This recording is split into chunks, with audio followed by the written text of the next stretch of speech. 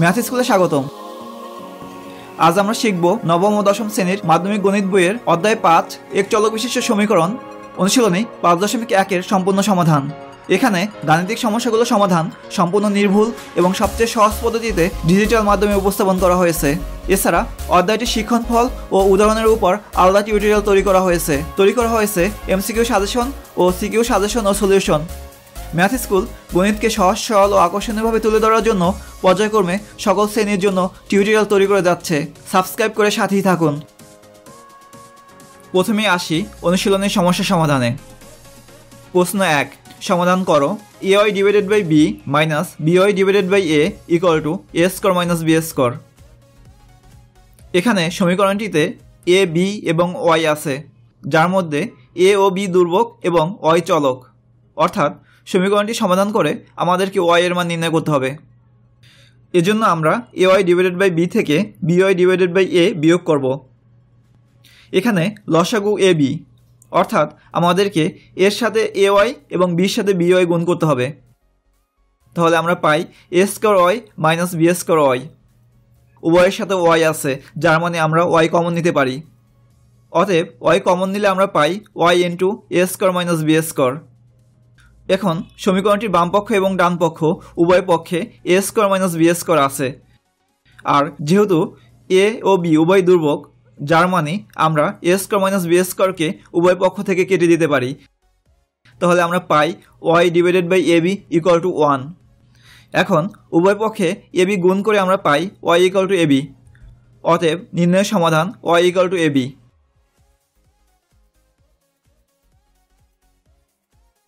সমাধান করো g plus 1 into g minus 2 equal two g minus 4 into g plus 2। সমীকরণটি সহজ করতে বাম পক্ষের রাশি দুইটি গুণ করব, এরপরে ডান পক্ষের রাশি দুইটি গুণ করব। এখন জির সাথে জি গুণ করে আমরা পাই জি স্কোয়ার, এবং জির সাথে মাইনাস 2 গুণ করলে পাই মাইনাস 2i জি। আবার 1 এর সাথে জি গুণ করলে পাই জি, আর 1 এর সাথে মাইনাস 2 গুণ করলে পাই মাইনাস 2। অনুরূপভাবে ডান পক্ষে জি মাইনাস 4 এর সাথে জি প্লাস 2 গুণ করলে আমরা পাই জি স্কোয়ার প্লাস 2i জি মাইনাস 4g মাইনাস 8। এখন মাইনাস 2i জি প্লাস জি থেকে আমরা পাই মাইনাস জি, এবং প্লাস 2i জি মাইনাস 4g থেকে আমরা পাই মাইনাস 2i জি। এখন চলকগুলোকে বাম পক্ষে এবং ধ্রুবকগুলোকে ডান পক্ষ নিব। জি স্কোয়ার জি স্কোয়ার কেটে দিতে পারি, আর মাইনাস জি প্লাস 2i জি থেকে আমরা পাই জি, আর মাইনাস 8 এর সাথে প্লাস 2 যোগ করলে আমরা পাই মাইনাস 6। অতএব নির্ণয়ের সমাধান জি ইকুয়াল টু মাইনাস 6।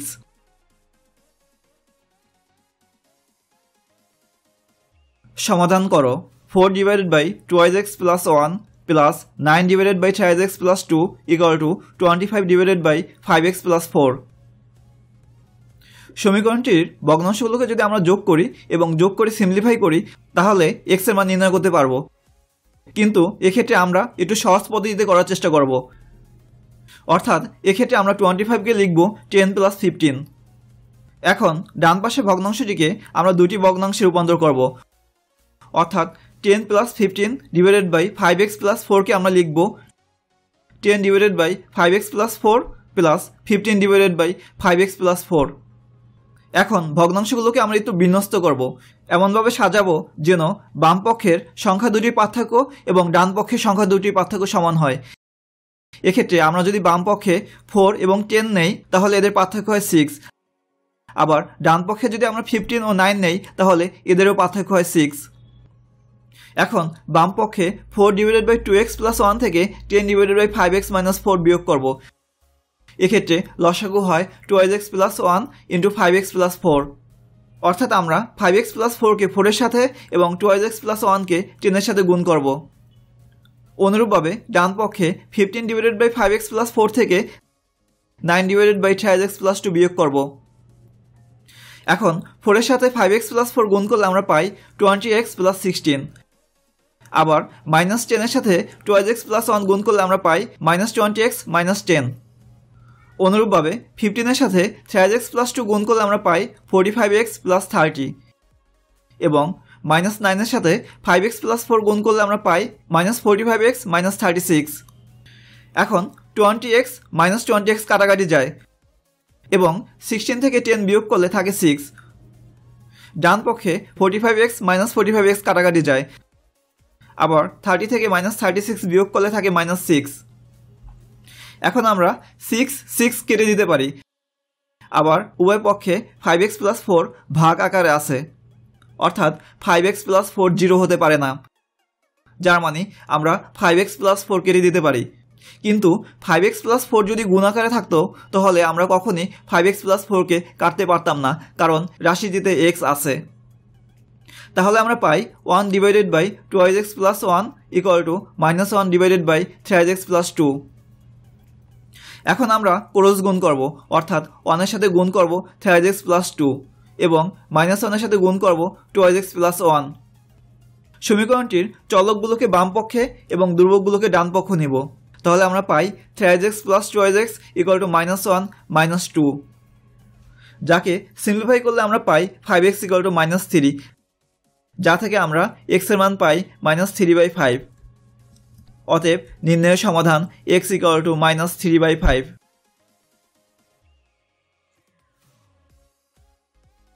সমাধান করো 1 divided by x plus 1 plus 1 divided by x plus 4 equal to 1 divided by x plus 2 plus 1 divided by x plus 3। এখন আমরা বাম পক্ষের ভগ্নাংশ দুটিকে যদি যোগ করি তাহলে লসাগু হবে x plus 1 into x plus 4, অর্থাৎ আমরা 1 এর সাথে x প্লাস 4 এবং 1 এর সাথে x প্লাস 1 গুণ করব। অনুরূপভাবে ডান পক্ষের ভগ্নাংশ দুটিও যোগ করব। এখন x plus 4 plus x plus 1 থেকে আমরা পাই 2x প্লাস 5, আবার x plus 3 plus x minus 2 থেকে আমরা পাই 2x প্লাস 5। এখন সমীকরণটির উভয় পক্ষে 2x প্লাস 5 গুণ আকারে আছে, যেহেতু গুণ আকারে আছে তার মানে 2x প্লাস 5 এর মান 0 হতে পারে, অর্থাৎ 2x প্লাস 5কে আমরা কাটতে পারবো না। এক্ষেত্রে আমরা ক্রস গুণ করব, অর্থাৎ 2x প্লাস 5 এর সাথে আমরা গুণ করব x plus 2 into x plus 3 এবং 2x প্লাস 5 এর সাথে আমরা গুণ করব x plus 1 into x plus 4। এখন সমীকরণের রাশি দুইটিকে একই পক্ষে নিয়ে আসব। যেহেতু উভয় রাশিতে 2x প্লাস 5 আছে তার মানে আমরা 2x প্লাস 5 কমন নিব। এখন x প্লাস 2 এর সাথে x প্লাস 3 গুণ করলে আমরা পাই x square plus 3x plus 2x plus 6, আবার x প্লাস 1 এর সাথে x প্লাস 4 গুণ করলে আমরা পাই x square plus 4x plus x plus 4। যেহেতু রাশিটির সামনে মাইনাস চিহ্ন আছে তার মানে আমরা লিখব minus x square minus 4x minus x minus 4। রাশিটির পদগুলোকে যদি আমরা সিম্পলিফাই করি তাহলে আমরা পাই 2, অর্থাৎ প্রদত্ত সমীকরণটি দাঁড়ায় 2 into 2x plus 5 equal to 0। এখন দুইটি রাশির গুণফল যদি 0 হয় তার মানে এর মধ্যে অবশ্যই একটির মান 0।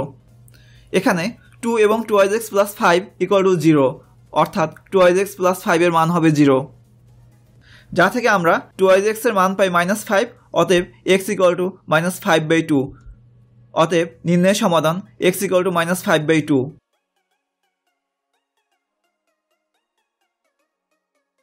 সমাধান করো a divided by x minus a plus b divided by x minus b equal to a plus b divided by x minus a minus b। সমীকরণটিতে x, a এবং b আছে, এর মধ্যে x চলক, a ও b ধ্রুবক, অর্থাৎ আমাদেরকে সমাধান করে x এর মান নির্ণয় করতে হবে। ভগ্নাংশগুলোকে আমরা যোগ করে x এর মান নির্ণয় করতে পারি, সেক্ষেত্রে হিসেব একটু কঠিন হয়ে যায়। এক্ষেত্রে আমরা সহজে x এর মান নির্ণয় করার চেষ্টা করব। এজন্য আমরা ডান পক্ষের ভগ্নাংশ a plus b divided by x minus a minus b কে লিখব a divided by x minus a minus b plus b divided by x minus a minus b। এখন লবের যে পদগুলোতে a আছে সেগুলোকে বাম পাশে এবং যে পদগুলোতে b আছে সেগুলোকে ডান পাশে নেব। এখন x মাইনাস a ও x minus a minus b এর লসাগু x minus a into x minus a minus b, অর্থাৎ আমরা a এর সাথে x minus a minus b গুণ করব, আবার a এর সাথে x মাইনাস b গুণ করব। অনুরূপভাবে ডান পাশের ভগ্নাংশ দুইটি লসাগু x minus a minus b into x minus b। এক্ষেত্রে আমরা b এর সাথে x মাইনাস b গুণ করব এবং b এর সাথে x minus a minus b গুণ করব। এখন এর সাথে x minus a minus b গুণ করলে আমরা পাই a x minus a square minus a b. আবার মাইনাসের সাথে এক্স মাইনাস এ গুণ করলে আমরা পাই minus a x plus a square. বির সাথে এক্স মাইনাস বি গুণ করলে আমরা পাই b x minus b square এবং মাইনাস বির সাথে x minus a minus b গুণ করলে আমরা পাই minus B x plus A B plus b square. এখন বাম পাশে এক্স মাইনাস এক্স কাটাকাটি যায়, আবার মাইনাস এ স্কোয়ার কাটাকাটি যায়, থাকে শুধু মাইনাস এ বি। ডান পাশে বিএক্স মাইনাস বিএক্স কাটাকাটি যায়, আবার minus b square plus b square কাটাকাটি যায়, থাকে শুধু এ বি। যেহেতু এ বি দুর্ভোগ এবং এ বি উভয় পক্ষে আছে সেহেতু আমরা এ বিকে কেটে দিতে পারি। আবার x minus a minus b উভয় পক্ষে ভাগাকারে আছে, অর্থাৎ x minus a minus b এর মান 0 হতে পারে না। তার মানে আমরা x minus a minus b উভয় পক্ষ থেকে কেটে দিতে পারি। যদি x minus a minus b গুণাকারে থাকতো তাহলে এভাবে কাটা যেত না। তাহলে আমরা পাই -1 divided by x minus a equal to 1 divided by x minus b. এখন আমরা ক্রস গুণ করব, অর্থাৎ এক্স মাইনাস এর সাথে 1 এর গুণ করব এবং -1 এর সাথে এক্স মাইনাস বি এর গুণ করব। তাহলে আমরা পাই x minus a equal to minus x plus b. এখন চলকগুলোকে বাম পাশে এবং ধ্রুবকগুলোকে ডান পাশে নেব, তাহলে পাই x plus x equal to a plus b, যা থেকে আমরা পাই 2x equal to a plus b, x equal to a plus b divided by 2। অতএব নির্ণয়ের সমাধান x equal to a plus b divided by 2।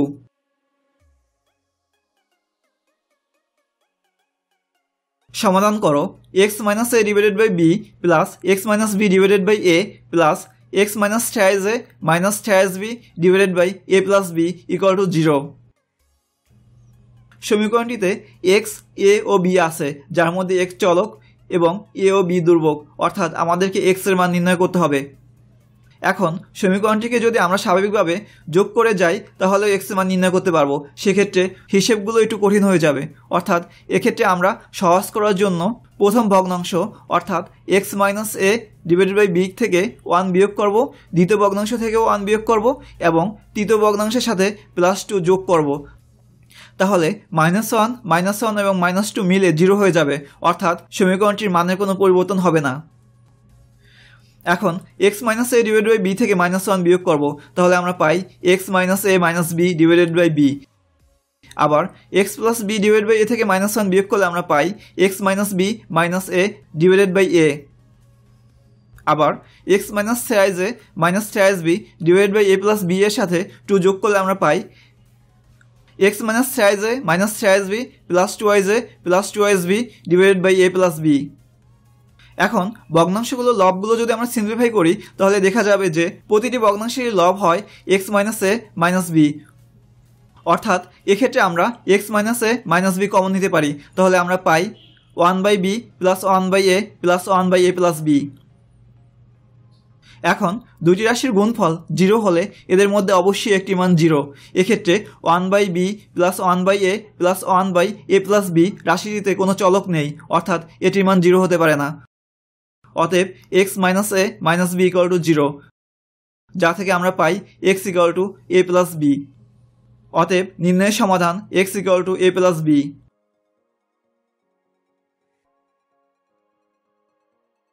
সমাধান করো x minus a divided by a square minus b square equal to x minus b divided by b square minus a square. এখানে ডান পাশের ভগ্নাংশটির হর b square minus a square. এখন b square minus a square থেকে যদি আমরা minus common নেই তাহলে হয় এ স্কোয়ার মাইনাস বি স্কোয়ার। এখন উভয় পক্ষে এ স্কোয়ার মাইনাস বি স্কোয়ার ভাগাকার আছে, তার মানে আমরা উভয় পক্ষ থেকে এ স্কোয়ার মাইনাস বি স্কোয়ার কেটে দিতে পারি। তাহলে বাম পক্ষে থাকে এক্স মাইনাস এ এবং ডান পক্ষে থাকে x minus b divided by -1। এখন -1কে যদি আমরা উপরে নিয়ে আসি তাহলে আমরা পাই -1 ইন্টু এক্স মাইনাস বি, যাকে লেখা যায় -x প্লাস বি। এখন চলকগুলোকে ডান পক্ষে এবং ধ্রুবকগুলোকে বাম পক্ষে নেব, তাহলে আমরা পাই x plus x equal to a plus b, অর্থাৎ 2x equal to a plus b. অতএব x equal to a plus b divided by 2। নির্ণয়ের সমাধান x equal to a plus b divided by 2।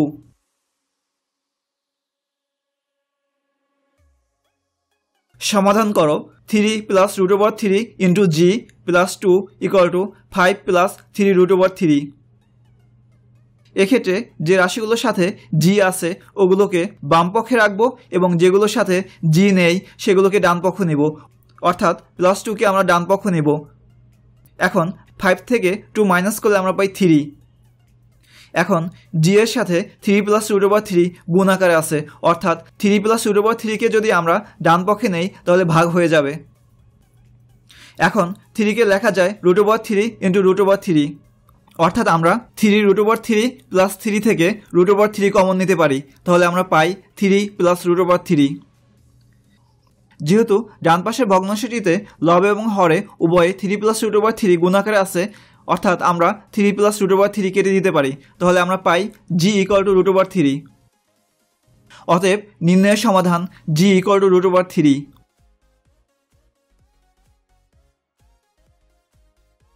সমাধান সেট নির্ণয় করো 2x + √3 = 3x - 4 - 3 √2। এক্ষেত্রে আমরা সমীকরণটির সমাধান বের করব এবং সমাধানকে সেটের আকারে প্রকাশ করব। প্রথমে আমরা চলকগুলোকে বাম পাশে এবং ধ্রুবকগুলোকে ডান পাশে নেব।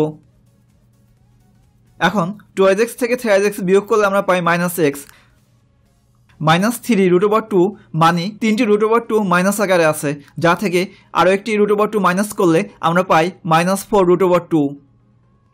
এখন ডান পক্ষ থেকে -4 কমন নিলে আমরা পাই 1 + √2, অর্থাৎ -x = -4 × 1 + √2। অতএব x = 4 × 1 + √2। অতএব নির্ণয়ের সমাধান x = 4 × 1 + √2।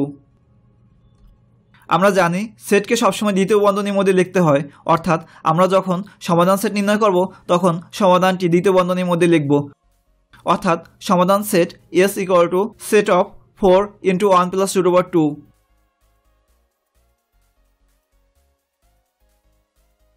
সমাধান সেট নির্ণয় করো g - 2 / g - 1 = 2 - 1 / g - 1। এখানে আমরা পদগুলোকে প্রথমে বাম পাশে নেব এবং এরপরে যোগ করব।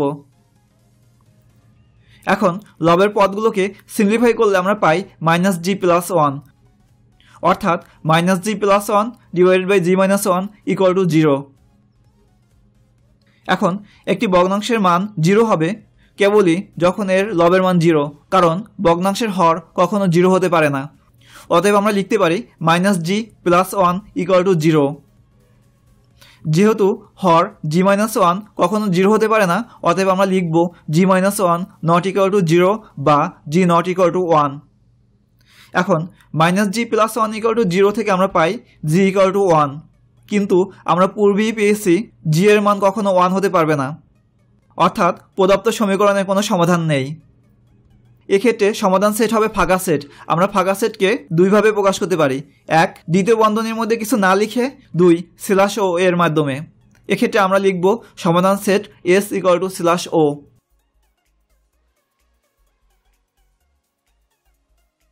সমাধান সেট নির্ণয় করো 1/x + 1/x + 1 = 2 / x - 1। এক্ষেত্রে ভগ্নাংশগুলোকে বাম পক্ষে নেব, এরপরে যোগ বিয়োগ করব। এখন x + 1 x - 1 এর লসাগু x × x + 1 x - 1। অতএব আমরা 1 এর সাথে গুণ করব x + 1 × x - 1, এর পরের 1 এর সাথে গুণ করব x × x - 1 এবং এরপরে -2 এর সাথে গুণ করব x × x + 1। এখন x + 1 × x - 1 কে আমরা লিখতে পারি x² - 1, আবার x × x - 1 কে লিখতে পারি x² - x, এবং -2x × x + 1 কে আমরা লিখতে পারি -2x² - 2x, যাকে সিম্পলিফাই করলে আমরা পাই -3x - 1। যেহেতু ভগ্নাংশের হর কখনো 0 হতে পারে না, অতএব একটি ভগ্নাংশের মান তখনই 0 হবে যখন এর লবের মান 0, অর্থাৎ এক্ষেত্রে -3x - 1 এর মান 0, যা থেকে আমরা x এর মান পাই -1/3। অতএব নির্ণয়ের সমাধান x = -1/3। এখন সমাধান সেটের ক্ষেত্রে সমাধানকে আমরা দ্বিতীয় বন্ধনীর মধ্যে লিখব, অর্থাৎ সমাধান set S equal to set of -1/3।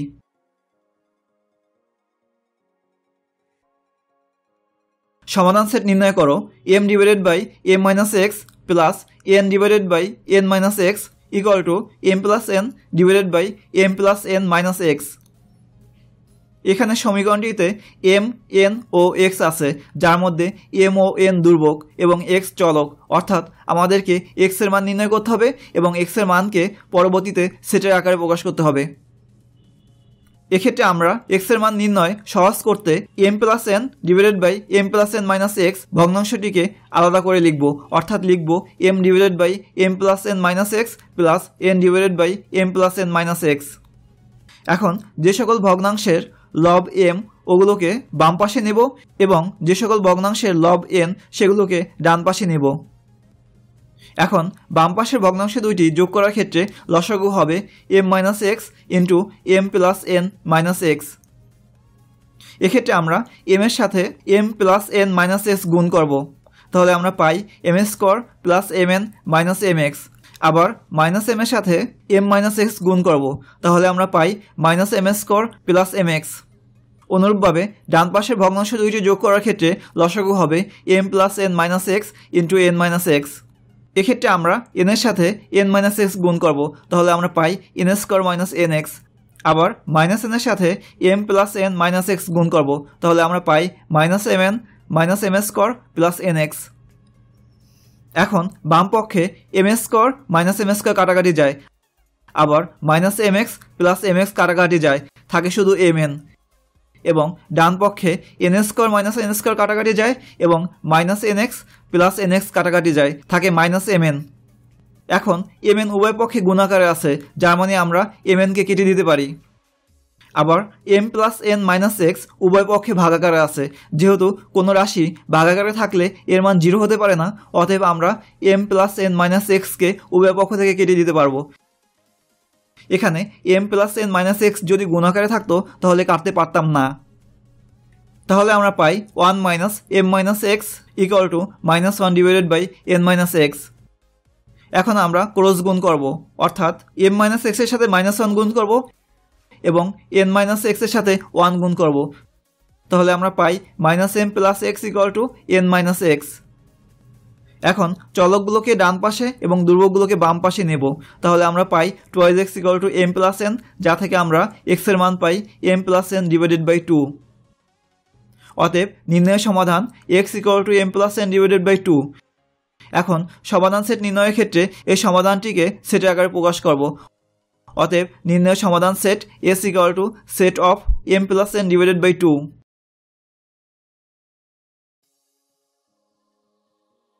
সমাধান সেট নির্ণয় করো 1 divided by x plus 2 plus 1 divided by x plus 5 equal to 1 divided by x plus 4 plus 1 divided by x plus 3। এক্ষেত্রে আমরা ভগ্নাংশগুলোকে যোগ করব।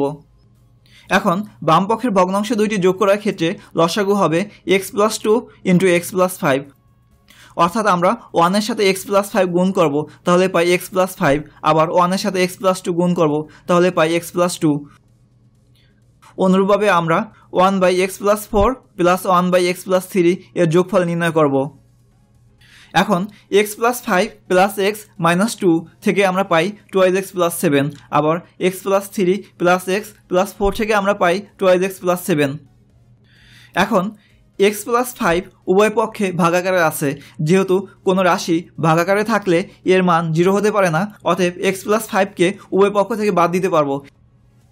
যেহেতু 2x প্লাস 7 উভয় পক্ষে গুণাকারে আছে, তাই 2x প্লাস 7কে আমরা এক্ষেত্রে কেটে দিতে পারবো না, তাহলে আমরা পাই 2x plus 7 divided by x plus 2 equal to 2x plus 7 divided by x plus 4। এখন আমরা ক্রস গুণ করব, অর্থাৎ 2x প্লাস 7 এর সাথে x প্লাস 4 গুণ করব এবং 2x প্লাস 7 এর সাথে x প্লাস 2 গুণ করব। এখন সবগুলো পদকে বাম পক্ষে নেব, যেহেতু বাম পক্ষে দুইটি পদই 2x প্লাস 7 আছে, যার মানে আমরা 2x প্লাস 7 কমন নিতে পারবো, তাহলে আমরা পাই x plus 4 minus x minus 2, যাকে লিখতে পারি 2, অর্থাৎ প্রদত্ত সমীকরণটি দাঁড়ায় 2 into 2x plus 7 equal to 0। এখন দুটি রাশির গুণফল 0 হলে এর মধ্যে অবশ্যই একটি 0। এখানে 2x প্লাস 7 এর মান 0 হবে, অর্থাৎ 2x প্লাস 7 ইকুয়াল টু 0, যা থেকে আমরা পাই 2x ইকুয়াল টু -7 এবং x ইকুয়াল টু -7/2। অতএব নির্ণয় সমাধান x ইকুয়াল টু -7/2 এবং সমাধান সেটের ক্ষেত্রে -7/2 আমরা সেটের আকারে লিখব, অর্থাৎ সমাধান set s equal to set of -7/2।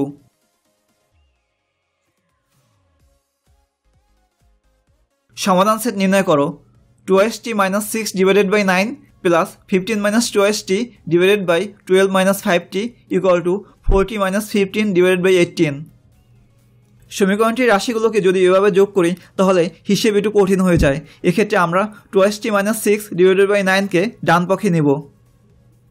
এখন ডান পক্ষে 40 - 15 ডিভাইডেড বাই 18 থেকে 2st - 6 ডিভাইডেড বাই 9 বিয়োগ করব।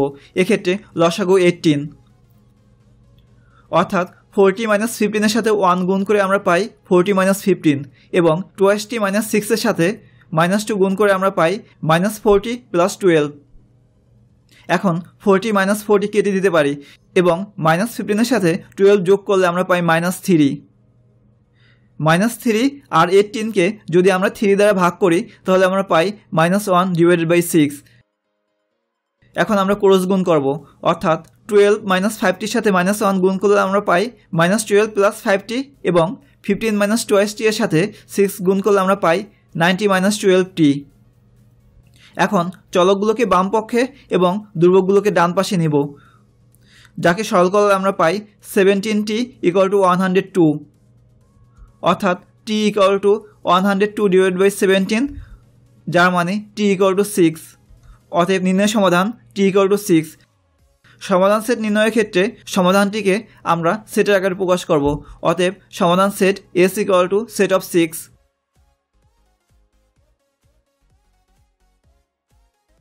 এখন আমরা সমীকরণ গঠন করে বাস্তব সমস্যার সমাধান করব। এই সমস্যাগুলোর সমাধান আমরা 3টি ধাপে সম্পন্ন করব। ধাপ 1, অজ্ঞাত রাশিকে যে কোনো চলক দ্বারা সূচিত করব। ধাপ 2, প্রশ্নে প্রদত্ত শর্ত ব্যবহার করে একটি সমীকরণের মাধ্যমে প্রকাশ করব। ধাপ 3, সমীকরণটি সমাধান করে অজ্ঞাত রাশি x এর মান নির্ণয় করব।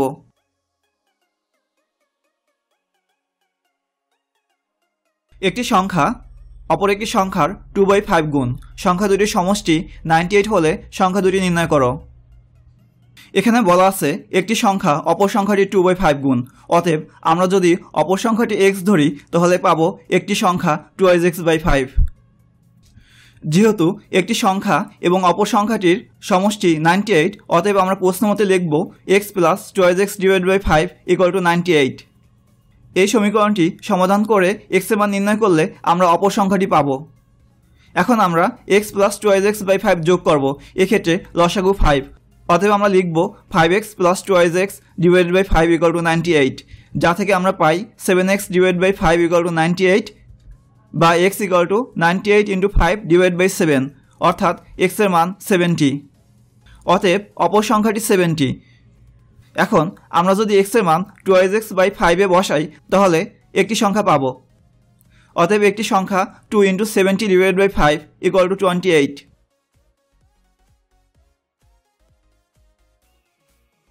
একটি প্রকৃত ভগ্নাংশের লব ও হরের অন্তর 1। লব থেকে 2 বিয়োগ ও হরের সাথে 2 যোগ করলে যে ভগ্নাংশ পাওয়া যাবে তা 1/6 এর সমান। ভগ্নাংশটি নির্ণয় করো। এখানে বলা হয়েছে প্রকৃত ভগ্নাংশের কথা, অর্থাৎ এর হর লব অপেক্ষা 1 বেশি হবে। অতএব মনে করি ভগ্নাংশটির লব ইকুয়াল টু x, তাহলে হর ইকুয়াল টু x প্লাস 1 এবং ভগ্নাংশটি হবে x divided by x plus 1। এখন প্রশ্নে বলা আছে লব থেকে 2 বিয়োগ ও হরের সাথে 2 যোগ করলে যে ভগ্নাংশ পাওয়া যাবে তা 1/6 এর সমান। অতএব আমরা লব x থেকে 2 বিয়োগ করব এবং হর x প্লাস 1 এর সাথে 2 যোগ করব, তাহলে এর মান হবে 1/6। এখন এই সমীকরণটি সমাধান করে x এর মান নির্ণয় করলে আমরা ভগ্নাংশটির লব পাবো। এখন সমীকরণটি সিম্পলিফাই করে আমরা লিখতে পারি x - 2 divide by x plus 3 equal to 1/6। এখন আমরা ক্রস গুণ করব, অর্থাৎ x - 2 এর সাথে 6 গুণ করব, তাহলে পাই 6x - 12 এবং 1 এর সাথে x প্লাস 3 গুণ করব, তাহলে পাই x প্লাস 3। এখন চলকগুলো বাম পাশে এবং ধ্রুবকগুলো ডান পাশে নেব, তাহলে আমরা পাই 6x - x = 12 + 3 বা 5x = 15, যা থেকে আমরা x এর মান পাই 3। এখন x এর মান x/x + 1 এ বসালে আমরা ভগ্নাংশটি পাব। অতএব ভগ্নাংশটি 3/3 + 1 বা 3/4।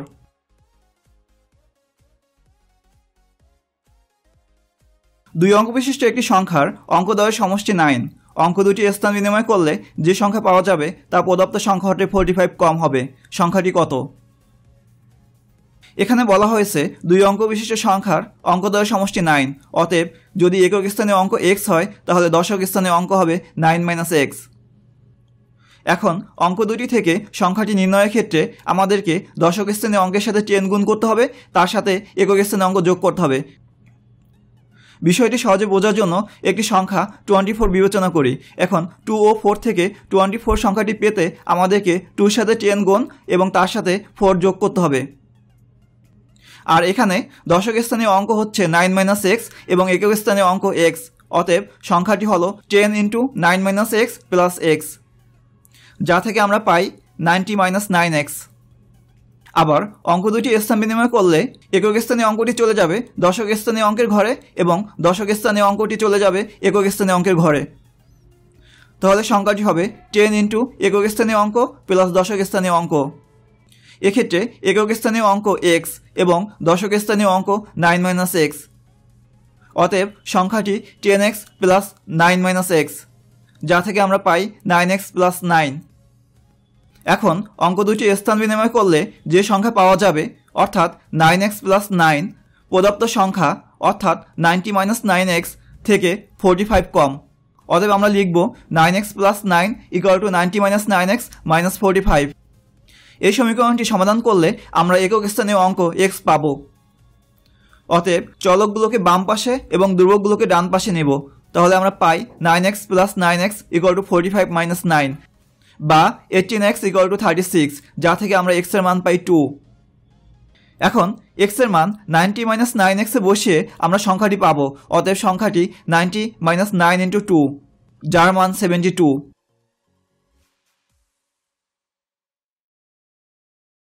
দুই অঙ্ক বিশিষ্ট একটি সংখ্যার দশক স্থানীয় অঙ্ক একক স্থানীয় অঙ্কের দ্বিগুণ। দেখাও যে সংখ্যাটি অঙ্কদ্বয়ের সমষ্টি 7 গুণ। এখানে আমরা যদি একক স্থানীয় অঙ্ক x ধরি তাহলে দশক স্থানীয় অঙ্ক হবে দ্বিগুণ অর্থাৎ 2x। অতএব যদি আমরা সংখ্যাটি নির্ণয় করতে চাই তাহলে দশক স্থানীয় অঙ্কের সাথে 10 গুণ করে একক স্থানীয় অঙ্কটি যোগ করতে হবে, যা থেকে পাই 10 × 2x + x বা 20x + x বা 21x। এখন একক স্থানীয় অঙ্ক x এবং দশক স্থানীয় অঙ্ক 2x। অতএব অঙ্কদ্বয়ের সমষ্টি হবে x + 2x। আর অঙ্কদ্বয়ের সমষ্টি 7 গুণ বের করতে হলে এর সাথে আমাদেরকে 7 গুণ করতে হবে, তাহলে আমরা পাই 3x × 7, যার মান 21x। অতএব আমরা বলতে পারি সংখ্যাটি অঙ্কদ্বয়ের সমষ্টি 7 গুণ।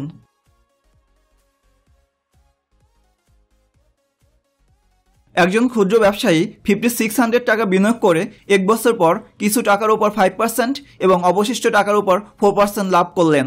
মোট 256 টাকা লাভ করলে তিনি কত টাকার উপর 5% লাভ করলেন? এখানে আমাদেরকে বের করতে হবে তিনি কত টাকার উপর 5% লাভ করলেন, অর্থাৎ তিনি কত টাকা 5% হারে বিনিয়োগ করলেন। অতএব আমরা মনে করি 5% হারে বিনিয়োগ করলেন x টাকা। তিনি যেহেতু সর্বমোট 5600 টাকা বিনিয়োগ করেছেন, অতএব 4% হারে বিনিয়োগ করলেন 5600 - x টাকা। উনি যেহেতু টাকা 1 বছরের জন্য বিনিয়োগ করেছেন, অতএব এক্ষেত্রে আমরা সরল মুনাফা সূত্র প্রয়োগ করব। আমরা জানি সরল মুনাফা I = P/N/R, যেখানে মূলধন P, সময় N ও মুনাফার হার R। এখন 5% হারে x টাকার 1 বছরের লাভের ক্ষেত্রে P হচ্ছে x, N হচ্ছে 1 এবং R হচ্ছে 5%। যেহেতু পার্সেন্টেজ = 1/100, অতএব 5% = 5/100, যা থেকে পাই x/20 টাকা। আবার 4% হারে 5600 - x টাকার 1 বছরের লাভ হবে। এক্ষেত্রে P = 5600 - x, N = 1 এবং R = 4% বা 4/100, যা থেকে আমরা পাই 5600 - x / 25 টাকা। তিনি মোট লাভ করেন 256 টাকা। অর্থাৎ 5% হারে লাভ এবং 4% হারে লাভ এদের যোগফল হবে 256। অতএব প্রশ্ন মতে আমরা লিখব x/20 plus 5600 minus x divided by 25 equal to 256। এই সমীকরণটি সমাধান করলে আমরা পাবো তিনি কত টাকা 5% হারে বিনিয়োগ করলেন। এজন্য আমরা বাম পক্ষের ভগ্নাংশ দুটি যোগ করব। এখানে 20 এবং 25 এর লসাগু 100। অতএব x এর সাথে 5 গুণ করব, তাহলে 5x এবং 50 মাইনাস x এর সাথে 4 গুণ করব, তাহলে আমরা পাই 22,400 মাইনাস 4x ইকুয়াল টু 256। অর্থাৎ বাম পাশের ভগ্নাংশের লব হয় x প্লাস 22,400 এবং হর 100। এখন ক্রস গুণ করলে আমরা পাই x প্লাস 22,400 ইকুয়াল টু 25,600। এখন চলকগুলোকে বাম পাশে এবং দুর্বকগুলোকে ডান পাশে নেব, তাহলে আমরা x এর মান পাই 25,600 মাইনাস 22,400। অতএব x ইকুয়াল টু 3,200। অর্থাৎ ওই ব্যক্তি 5% হারে 3,200 টাকা বিনিয়োগ করেছেন।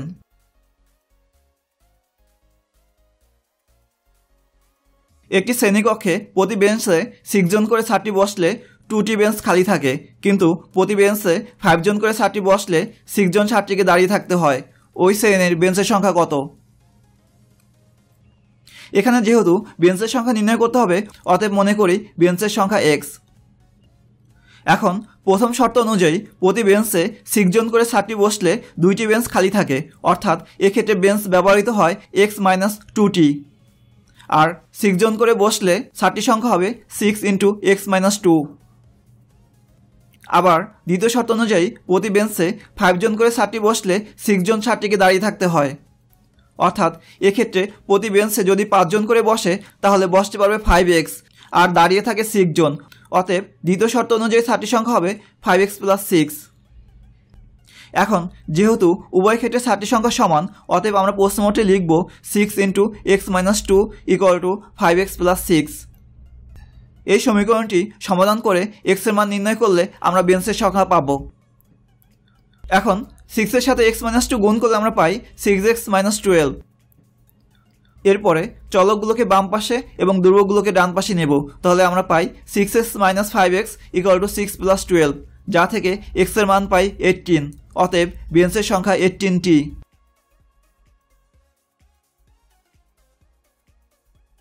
একটি লঞ্চে যাত্রী সংখ্যা 47, মাথাপিছু কেবিন ভাড়া ডেকের ভাড়ার দ্বিগুণ। ডেকের ভাড়া মাথাপিছু 30 টাকা এবং মোট ভাড়া ব্যাপ্তি 1680 টাকা হলে কেবিনের যাত্রী সংখ্যা কত? এখানে যেহেতু আমাদেরকে কেবিনের যাত্রী সংখ্যা নির্ণয় করতে হবে, অতএব মনে করি কেবিনের যাত্রী সংখ্যা x। যেহেতু লঞ্চটিতে মোট যাত্রী সংখ্যা 47, অতএব ডেকের যাত্রী সংখ্যা হবে 47 মাইনাস x। এখানে ডেকের যাত্রী সংখ্যা 47 মাইনাস x এবং ডেকের মাথাপিছু ভাড়া 30 টাকা, অতএব ডেক থেকে মোট ভাড়া ব্যাপ্তি হবে 30 ইন্টু 47 মাইনাস x টাকা বা 1400 মাইনাস 30x টাকা।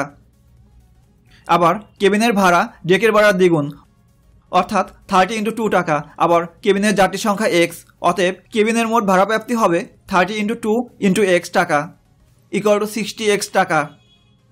এখন ডেকের মোট ভাড়া এবং কেবিনের মোট ভাড়া নিয়ে হয় 1680 টাকা, অতএব আমরা লিখব 1410 minus 30x plus 60x equal to 1680। এই সমীকরণটি সমাধান করে x এর মান নির্ণয় করলে আমরা কেবিনের যাত্রী সংখ্যা বের করতে পারব। এখন 60x থেকে 30x মাইনাস করলে পাই 30x এবং 1410কে ডান সাইডে নিলে আমরা পাই 1680 মাইনাস 1410, যা থেকে পাই 30x ইকুয়াল টু 270।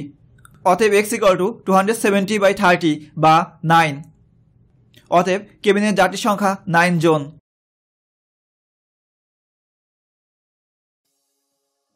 120টি 25 পয়সার মুদ্রা ও 50 পয়সার মুদ্রায় মোট 35 টাকা হলে কোন প্রকারের মুদ্রার সংখ্যা কয়টি?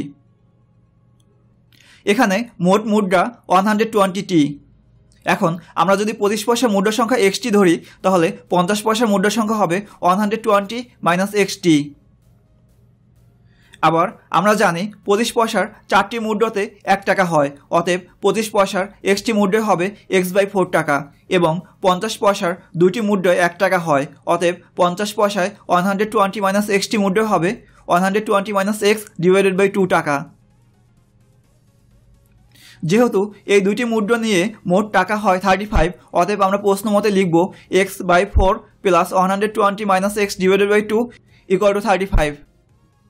এই সমীকরণটি সমাধান করলে আমরা 25 পয়সার মুদ্রা সংখ্যা নির্ণয় করতে পারবো।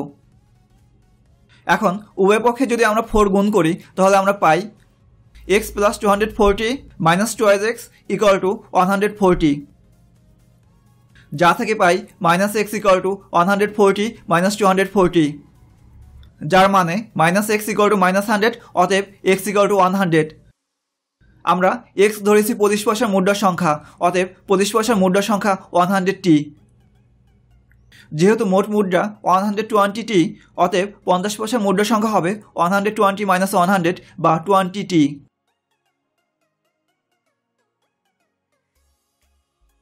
একটি গাড়ি ঘন্টায় 60 কিলোমিটার বেগে কিছু পথ এবং ঘন্টায় 40 কিলোমিটার বেগে অবশিষ্ট পথ অতিক্রম করলো। গাড়িটি মোট 5 ঘন্টায় 240 কিলোমিটার পথ অতিক্রম করলে ঘন্টায় 60 কিলোমিটার বেগে কত দূর গিয়েছিল? এখানে আমাদেরকে বের করতে হবে ঘন্টায় 60 কিলোমিটার বেগে কত দূর গিয়েছিল। অতএব আমরা মনে করি ঘন্টায় 60 কিলোমিটার বেগে যায় x কিলোমিটার। যেহেতু গাড়িটি মোট যায় 240 কিলোমিটার, অতএব ঘন্টায় 40 কিলোমিটার বেগে যায় অবশিষ্ট পথ, অর্থাৎ 240 মাইনাস x কিলোমিটার। এখন আমরা সময়ের হিসাব করব। ঘন্টায় 60 কিলোমিটার বেগে 60 কিলোমিটার যেতে সময় লাগে 1 ঘন্টা, অতএব x কিলোমিটার যেতে সময় লাগবে x/60 ঘন্টা। অনুরূপভাবে ঘন্টায় 40 কিলোমিটার বেগে 240 মাইনাস x কিলোমিটার অতিক্রম করতে সময় লাগবে 240 মাইনাস x ডিভাইডেড বাই 40 ঘন্টা। এখন প্রশ্ন মতে উভয় ক্ষেত্রে যেতে মোট সময় লাগে 5 ঘন্টা, অর্থাৎ x divided by 60 plus 240 minus x divided by 40 equal to 5। এই সমীকরণটি সমাধান করে x এর মান নির্ণয় করলে আমরা বের করতে পারবো ঘন্টায় 60 কিলোমিটার বেগে কত কিলোমিটার গিয়েছিল। এজন্য আমরা বাম পাশের ভগ্নাংশ দুটি যোগ করব। এক্ষেত্রে 60 এবং 40 এর লসাগু 120। অতএব আমরা x এর সাথে 2 গুণ করব এবং 240 মাইনাস x এর সাথে 3 গুণ করব, যা থেকে পাই 2x plus 720 minus 3x divide by 120 equal to 5, বা 720 minus x divide by 120 equal to 5। এখন আমরা ক্রস গুণ করব, অর্থাৎ 720 মাইনাস x এর সাথে 1 গুণ করব, তাহলে পাই 720 মাইনাস x, এবং 120 এর সাথে 5 গুণ করব, তাহলে পাই 600, যা থেকে পাই minus x equal to 600 minus 720, বা minus x equal to minus 120, অতএব x ইকুয়াল টু 120। অতএব গাড়িটি ঘন্টায় 60 কিলোমিটার বেগে যায় 120 কিলোমিটার।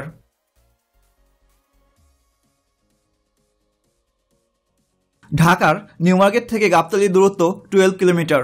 সজল নিউ মার্কেট থেকে রিক্সায় ঘন্টায় 6 কিলোমিটার বেগে এবং কাজল একই স্থান থেকে পায়ে হেঁটে ঘন্টায় 4 কিলোমিটার বেগে গাবতলীর দিকে রওনা হলো। সজল গাবতলী পৌঁছে সেখানে 30 মিনিট বিশ্রাম নিয়ে আবার নিউ মার্কেটের দিকে একই বেগে রওনা হলো। তারা নিউ মার্কেট থেকে কত দূরে মিলিত হবে? এখানে সজল রিক্সায় নিউ মার্কেট থেকে রওনা হয় এবং কাজল পায়ে হেঁটে নিউ মার্কেট থেকে রওনা হয়। সজল গাবতলী পৌঁছে 30 মিনিট বিশ্রাম নেন। 30 মিনিটের পরে আবার নিউ মার্কেটের দিকে রওনা হন। এখানে আমাদের নির্ণয় করতে হবে তারা নিউ মার্কেট থেকে কত দূরে মিলিত হবে। মনে করি তারা নিউ মার্কেট থেকে x কিলোমিটার দূরে মিলিত হবে। এক্ষেত্রে বিষয়টি দাঁড়ায় কাজল 4 কিলোমিটার বেগে x কিলোমিটার যায়। ঠিক একই সময়ে যাত্রা শুরু করে এবং কাজল যে সময়ে x কিলোমিটার যায় ঠিক একই সময়ে সজল 6 কিলোমিটার বেগে 12 কিলোমিটার অর্থাৎ গাবতলী পৌঁছেন। এরপরে সেখানে 30 মিনিট বিশ্রাম নেন এবং বিশ্রাম নেওয়ার পরে 6 কিলোমিটার বেগে 12 মাইনাস x কিলোমিটার যান।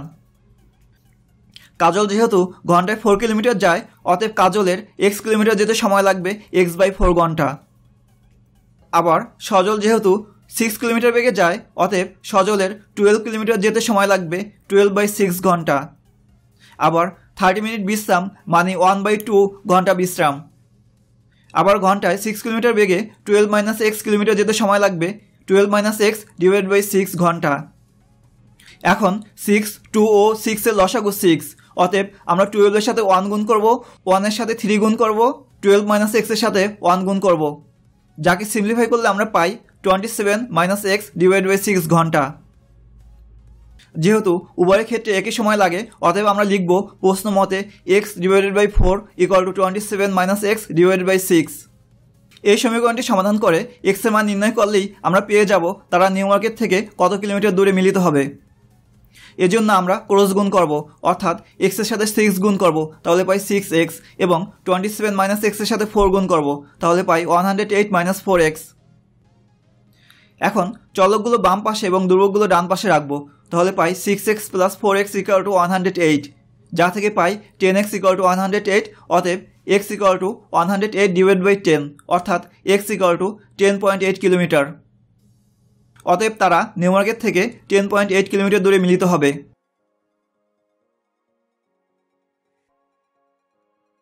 প্রশ্ন 25।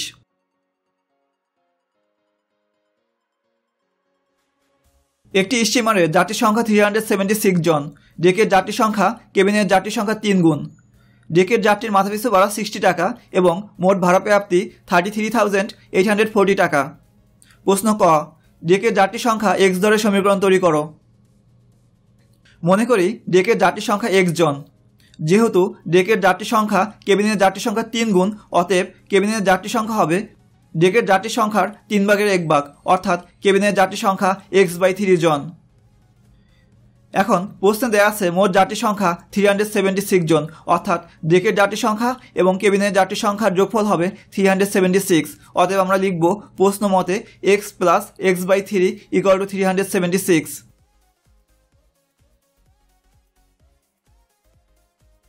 প্রশ্ন খ, ডেকের যাত্রী ও কেবিনের যাত্রী সংখ্যা কত। আমরা প্রশ্ন কতে ডেকের যাত্রী সংখ্যা x জন এবং কেবিনের যাত্রী সংখ্যা x/3 জন ধরেছি, এবং আমরা এই সমীকরণটি গঠন করেছি x + x/3 = 376। এখন এই সমীকরণটি থেকে x এর মান নির্ণয় করলে আমরা ডেকের যাত্রী সংখ্যা পাবো। এজন্য আমরা সমীকরণটি উভয় পক্ষে 3 দ্বারা গুণ করব, তাহলে আমরা পাই 3x + x = 1128, যা থেকে পাই 4x = 1128, বা x = 1128/4, অতএব x = 282, যার মানে ডেকের যাত্রী সংখ্যা 282 জন। আবার কেবিনের যাত্রী সংখ্যা বের করতে আমাদেরকে একে 3 দ্বারা ভাগ করতে হবে, তাহলে কেবিনের যাত্রী সংখ্যা পাই 94 জন।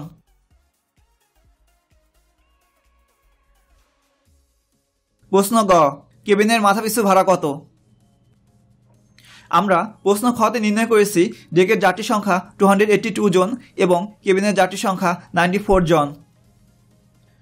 প্রশ্নে দেওয়া আছে ডেকের যাত্রীর মাথাপিছু ভাড়া 60 টাকা। আবার যেহেতু ডেকের যাত্রী সংখ্যা 282 জন, অতএব ডেক থেকে মোট ভাড়া প্রাপ্তি হবে 282 × 60 টাকা = 16,920 টাকা। আমাদেরকে কেবিনের মাথাপিছু ভাড়া নির্ণয় করতে হবে। আমরা ধরি কেবিনের মাথাপিছু ভাড়া p টাকা। যেহেতু কেবিনের যাত্রী সংখ্যা 94 জন, অতএব কেবিন থেকে প্রাপ্ত ভাড়া হবে 94 × p টাকা, যার মানে 94p টাকা। যেহেতু ডেক থেকে প্রাপ্ত ভাড়া এবং কেবিন থেকে প্রাপ্ত ভাড়া মোট প্রাপ্ত ভাড়া, অতএব প্রশ্ন মতো আমরা লিখব ডেক থেকে প্রাপ্ত ভাড়া অর্থাৎ 16,920 এবং কেবিন থেকে প্রাপ্ত ভাড়া 94p এর সমষ্টি মোট প্রাপ্ত ভাড়া 33,840।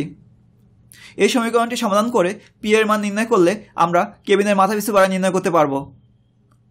এর জন্য আমরা চলকগুলোকে বাম পাশে এবং ধ্রুবকগুলোকে ডান পাশে নেব, তাহলে আমরা পাই 94p = 33,840 - 16,920, যা থেকে আমরা পাই 94p = 16,920।